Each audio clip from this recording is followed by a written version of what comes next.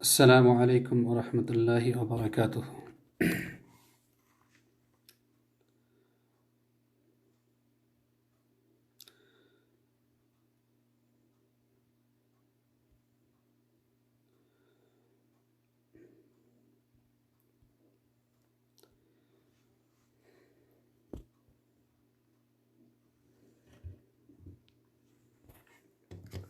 بسم اللہ الرحمن الرحیم۔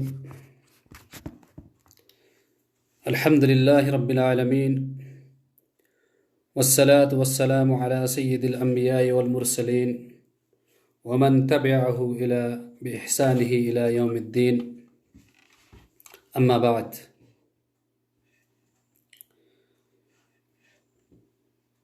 قال اللہ تبارک وتعالی فی القرآن المجید: اعوذ باللہ من الشیطان الرجیم۔ فإذا جاءت الصاخة يوم يفر المرء من أخيه وأمه وأبيه وصاحبته وبنيه لكل امرئ منهم يومئذ شأن يغنيه وجوه يومئذ مسفرة ضاحكة مستبشرة ووجوه يومئذ عليها غبرة ترهقها قترة أولئك هم الكفرة الفجرة۔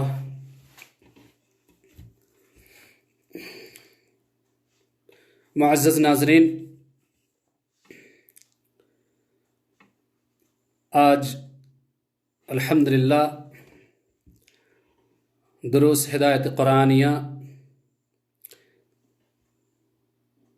تبوک اسلامک سینٹر کی طرف سے اردو سیشن کا آج 10واں سبق ہے، اور انشاءاللہ اللہ تعالیٰ سے امید کرتا ہوں کہ اللہ تعالیٰ مجھے حق گوئی کی توفیق عطا فرمائے، اور ہم سب کو اللہ تعالیٰ قرآن کو سمجھ کر پڑھنے اور اس پر غور و فکر تدبر کرنے کی توفیق عطا فرمائے، آمین یا رب العالمین۔ معزز سامعین، آج کا درس سورہ عبس آیت نمبر 33 سے آیت نمبر 42 تک انشاءاللہ اس کا ترجمہ اور تفسیر بیان کرنے کی کوشش کروں گا۔ سامعین اکرام، اللہ تعالیٰ نے قرآن مجید میں متعدد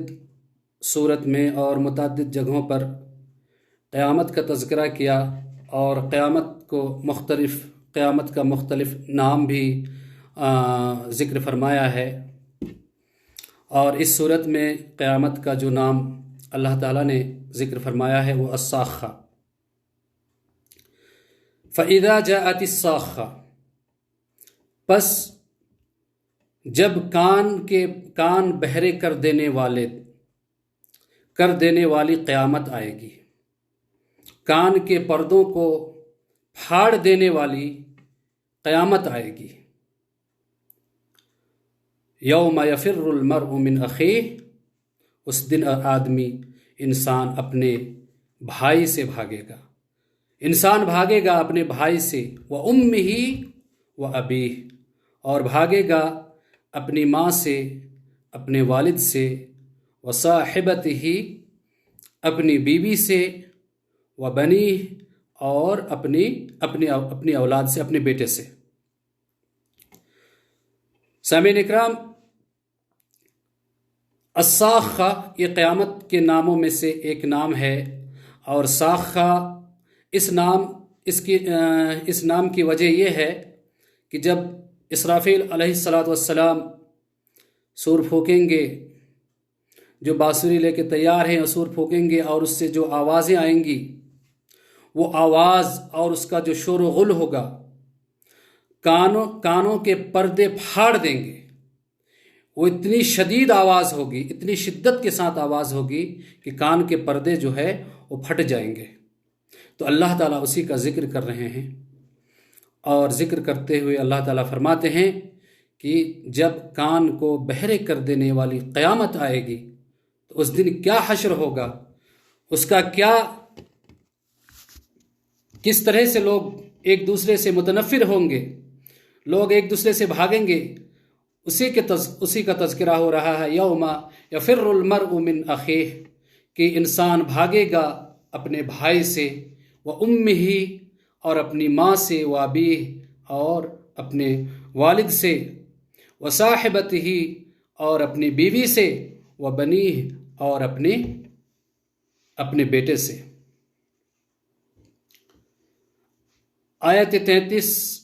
آیت نمبر 33 اور 36 کا مفسرین حضرات جو ہے تفسیر بیان کرتے ہوئے، تفسیر ابن کثیر میں جو موجود ہے، حضرت ابن عباس رضی اللہ تعالی عنہما فرماتے ہیں کہ یہ ایک قیامت کے ناموں میں سے ایک نام ہے، اور اس کا شور و غل اور اس کی آواز کی شدت کی وجہ سے کان کے پردے پھاڑ دیے جائیں گے، اس لیے اس کا نام صاخہ بتایا گیا ہے۔ اور دوسری بات یہ ہے کہ اللہ تعالیٰ ان آیتوں میں یہ بتانا چاہ رہا ہے، یہ لوگوں کو سمجھانا چاہ رہا ہے کہ آپ جن قریبی رشتہ داروں کے لیے، قریبی رشتہ دار سے مراد ماں، باپ، بھائی، بہن اور بیوی، بیٹے، یہی انسان کے قریبی رشتہ دار ہوتے ہیں، جس کے لیے وہ مشقت کرتا ہے، جس کے لیے وہ محنت کرتا ہے، جس کے اوپر ذمہ داری ہوتی ہے، تو ان ذمہ داری کو بخوبی نبھانے کے لیے، بخوبی ادا کرنے کے لیے وہ تمام تر کوششیں کرتا ہے، تمام تر محنتیں کرتا ہے۔ یہاں تک کہ آج جو ہم اپنے ملک کو چھوڑ کر کے، اپنے اہل عیال کو چھوڑ کر کے بیرون ملک میں ہم آئے ہیں اپنے کام کے لیے، اپنی شغلت کے لیے اور تمام چیز ضروریات کے لیے ہم یہاں پر آئے ہیں، تو یہی وہ وجہ ہے، یہی وہ محبت ہے، یہی وہ چاہت ہے جس کی وجہ سے ہم باہر رہ رہے ہیں۔ تو اللہ تعالیٰ اسی چیز کو بتانا چاہ رہا ہے کہ تم جن لوگوں کے لیے تم آج پریشان ہو، جن کی پرورش کے لیے، جن کی دیکھ بھال کے لیے آج تم کسی چیز کا حلال اور حرام کا تمہیں خیال نہیں، تم اس قدر مشغول ہو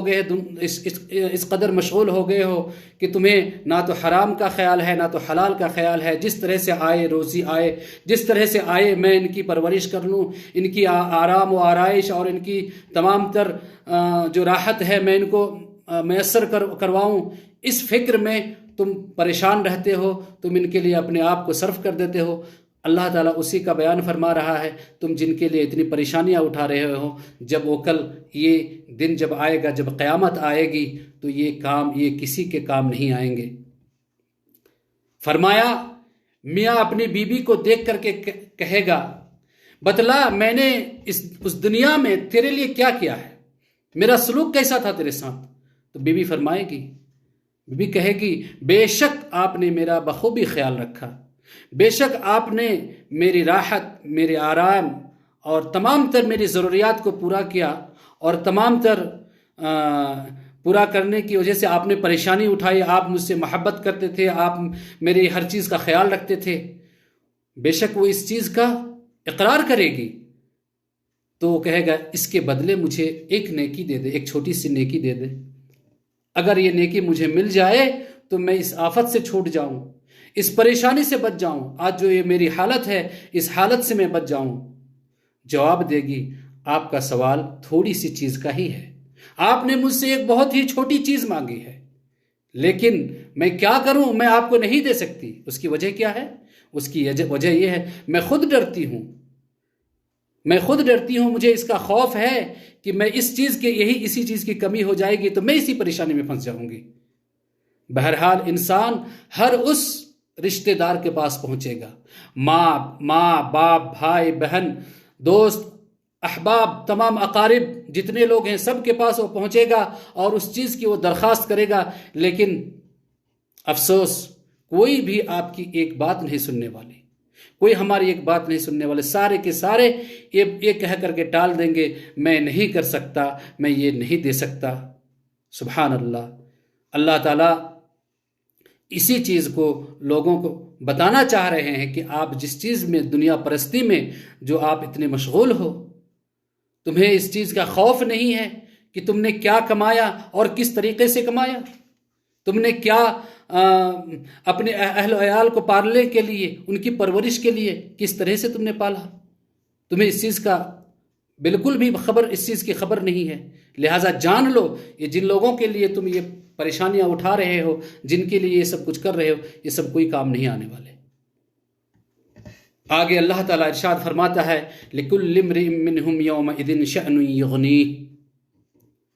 کہ ہر ایک کے لیے اس دن، یعنی ان میں سے ہر ایک کے لیے اس دن کیا ہوگا، ایک فکر، یعنی ایک فکر ہوگی ان کے ساتھ، ایک مشغلہ ہوگا ان کے ساتھ، جس کی وجہ سے وہ کافی ہوگا ان کا، یعنی وہ دنیا سے بے خبر ہو جائے گا، وہ کسی کو نہیں پہچانے گا، کسی کو نہیں دیکھے گا، نہ تو کسی کی سننا چاہے گا اور نہ کسی کی طرف دیکھنا چاہے گا۔ ایک ہی چیز، یعنی وہ عالم ہوگا جس کی وجہ سے وہ کسی کی طرف نہیں دیکھے گا۔ اللہ تعالیٰ ارشاد فرماتا ہے کہ ایسی حالت میں، ایسے افراتفری کے ماحول میں لوگ ایک دوسرے سے قطع ہو رہے ہیں، کسی کو کوئی دیکھنا نہیں چاہ رہے ہیں، کسی کی بات سننا نہیں چاہ رہے ہیں، لیکن ایسی حالت میں کچھ چہرے ہوں گے۔ اللہ تعالیٰ ارشاد فرماتا ہے وجوہ یومئذ مسفرہ، کہ اس دن کچھ چہرے روشن ہوں گے، چمکدار ہوں گے۔ وہ کون لوگ ہوں گے؟ نیکوکار ہوں گے، اللہ اور اس کے رسول صلی اللہ علیہ وسلم کے ساتھ محبت کرنے والے لوگ ہوں گے، اللہ اور اس کے رسول کی اطاعت کرنے والے لوگ ہوں گے، نبی صلی اللہ علیہ وسلم کی سنت پر عمل پیرا لوگ ہوں گے، اور تمام تر بدعات اور خرافات سے بچنے والے لوگ ہوں گے، کفر اور شرک سے بچنے والے لوگ ہوں گے۔ یہ وہی لوگ ہوں گے، نیک اور صالح اعمال کرنے والے لوگ ہوں گے، جن کے چہرے روشن ہوں گے۔ اب اس چہرے کی صفت بیان کی جا رہی ہے، ضاحکۃ مستبشرہ۔ وہ چہرے کیسے ہوں گے؟ ہنستے ہوئے، حشاش بشاش، تر و تازہ۔ اور پھر آگے اللہ تعالیٰ ان چہروں کا بھی ذکر کر رہا ہے جو کیا ہوں گے؟ بد کردار لوگ ہوں گے، کافر، مشرک، اور اللہ کے نبی صلی اللہ علیہ وسلم اور اللہ کی تمام باتوں کا انکار کرنے والے لوگ ہوں گے۔ وجوہ یومئذ علیہا غبرہ، کچھ چہرے ایسے ہوں گے اس دن جس پر کیا ہوگا؟ گرد آلود، جو گرد آلود، غبار آلود ہوں گے، اور ساتھ ہی بتایا جا رہا ترحقھا قطرہ، اور اس پر کیا ہوگی؟ سیاہی، کالک پوتی ہوئی ہوگی، سرخ کالک پوتی ہوئی ہوگی، اور چہرے بدصورت ہوں گے، اور نہ کوئی وہ رنج اور غم میں چور، خوف کے عالم میں، یعنی چہرے ایک دم سیاہ، اس طرح کے چہرے ہوں گے۔ وہ کون لوگ ہوں گے؟ اولئک ھم الکفرۃ الفجرہ، یہ وہی لوگ ہوں گے جو کافر اور بد کردار فاجر لوگ ہوں گے، برے کام کرنے والے لوگ ہوں گے۔ یہ ان کے چہرے اللہ تعالیٰ فرماتا ہے ان کے چہرے کیا ہوں گے؟ سیاہ، کالے اور گرد آلود، غبار میں ڈھکا ہوا، ایسے چہرے۔ معزز سامعین، حدیث میں جو شفاعت کا بیان فرماتے ہوئے نبی صلی اللہ علیہ وسلم کا ارشاد ہے کہ اس دن اس افراتفری کے ماحول میں، اس پریشان حال لوگ، تمام پریشان حال لوگ، وہ ہر جگہ یہ تلاش کر رہے ہوں گے کہ کہاں کوئی مل جائے، کہاں کوئی ہماری بات سن لے، کہاں کوئی ہماری مدد کر دے۔ لیکن آپ جانتے ہیں کہ اس دن کوئی کسی کی مدد کرنے والا نہیں ہوگا، کوئی مدد کرنے والا نہیں ہوگا۔ اللہ کے نبی صلی اللہ علیہ وسلم کا ارشاد ہے کہ تمام لوگ کیا کریں گے؟ اولو العزم پیغمبروں کے پاس جا کر کے حاضر ہوں گے، حضرت نوح علیہ السلام کے پاس جا کر کے حاضر ہوں گے، وہاں جا کر کے ان سے شفاعت کی درخواست کریں گے، تو حضرت نوح علیہ السلام کہیں گے میں خود ہی اپنی جان کے لیے میں پریشان ہوں، میں اللہ تعالیٰ سے میں صرف اپنی نفس کے بارے میں ہی بات کر سکتا ہوں، باقی اور کسی کے لیے میں کچھ نہیں کر سکتا ہوں، یہ مجھ سے نہیں ہوگا۔ بہرحال وہ جائیں گے حضرت ابراہیم علیہ السلام کے پاس۔ ابراہیم علیہ السلام کے پاس جا کر کے وہاں بھی یہی درخواست ہوگی، تو ابراہیم علیہ السلام بھی یہی بات کہیں گے۔ پھر حضرت موسیٰ علیہ السلام کے پاس پہنچیں گے لوگ، وہاں بھی ان کو یہی بات سننے کو ملے گا، میں کچھ نہیں کر سکتا۔ آخرکار حضرت عیسیٰ علیہ السلام کے پاس پہنچیں گے تو ان کا جواب کیا ہوگا؟ ان کا جواب یہ ہوگا کہ میں آج اپنی نفس کے علاوہ اپنی نفس کے لیے ہی اللہ کے سوا کسی کے پاس اور کچھ نہیں کہوں گا، کسی کے لیے میں کچھ نہیں کہہ سکتا، یہاں تک کہ میں اپنی والدہ محترمہ جس نے مجھے اپنے بطن میں پالا ہے، میں ان کے لیے بھی کچھ نہیں کہہ سکتا۔ یعنی ہر رشتہ دار، ہر وہ لوگ کیا کریں گے؟ آپ سے منہ پھیر لیں گے، ہم سے منہ پھیر لیں گے۔ لوگ جو کہنے والے ہوں گے کہ وہ کہتے ہیں نا، یہ دستگیر اور پیرم پیر اور یہ خواجہ صاحب، یہ بڑے وہ، اور یہ اس طرح کے جتنے لوگوں کی بات ہوتی ہے، جتنے لوگوں سے آج وابستہ لوگ ہیں، وہ کیا کرتے ہیں؟ ان کے ساتھ جا کے بیعت کرتے ہیں۔ وہ کہتے ہیں کہ ہم نے بیعت لے لی ہے، ہم انشاءاللہ جہنم سے بچ جائیں گے، یہ ہمارے پیر ہمیں جنت میں لے جائیں گے۔ سبحان اللہ! یہ نعوذ باللہ، اللہ تعالیٰ ایسے عقائد سے بچائے لوگوں کو، ایسے عمل سے بچائے لوگوں کو۔ یہ بہت ہی یعنی انکار ہے اس چیز کا کہ کوئی کچھ نہیں، ایک نبی نہیں کر سکتے، اولو العزم پیغمبر نہیں کر سکتے۔ آخرکار وہ کیا کریں گے؟ نبی صلی اللہ علیہ وسلم کے پاس پہنچیں گے، اور نبی صلی اللہ علیہ وسلم ان کو دیکھ کر کے، ان تمام لوگوں کو دیکھ کر کے اللہ کی بارگاہ میں سجدہ ریز ہو جائیں گے، اور پھر اللہ تعالیٰ ان سے فرمائے گا کہ آپ اٹھ جائیں، آپ کیا چاہتے ہیں؟ تو نبی صلی اللہ علیہ وسلم فرمائیں گے میں اپنی امتیوں کو، میں اپنے ماننے والوں کو، اپنے امتیوں کو جنت لے جانا چاہتا ہوں، اس پریشان حال سے میں ان کی شفاعت چاہتا ہوں۔ تو اللہ تعالیٰ پھر ان کو اجازت دیں گے، اور نبی صلی اللہ علیہ وسلم بھی ان کی شفاعت کریں گے جن کے بارے میں اللہ تعالیٰ ان کو اجازت دیں گے، نہ کہ ہر کسی کا، جس کو چاہا اجازت دے دیا، جس کو چاہا لے لیا، نہیں، قطعی نہیں۔ آپ نے وہ حدیث ضرور سنا ہوگا کہ جب اللہ تعالیٰ نے یہ آیت نازل فرمایا وَأَنذِرْ عَشِيرَتَكَ الْأَقْرَبِينَ، کہ آپ جو ہے اپنے تمام قرابت داروں کو ڈرائیں، اس قیامت کے دن سے ڈرائیں، حساب اور کتاب کے دن سے ڈرائیں، جہنم سے ڈرائیں۔ تو اللہ کے نبی صلی اللہ علیہ وسلم کھڑے ہوتے ہیں اور وہ قریش کے مختلف قبائل اور مختلف لوگوں کے نام پکارتے ہیں، کہتے ہیں اے قریش والو، اے بنی عبد مناف، اے چچا عباس رضی اللہ تعالی عنہ، اے پھوپھی صفیہ رضی اللہ تعالی عنہا،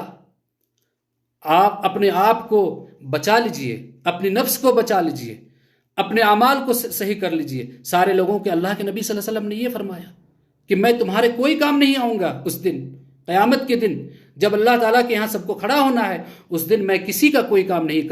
نہیں آنے والا، کیونکہ اس دن اعمال صالح ہی آپ کو جنت تک لے جائیں گے، اور غلط اعمال، برے اعمال، یہ آپ کو اور ہمیں جہنم تک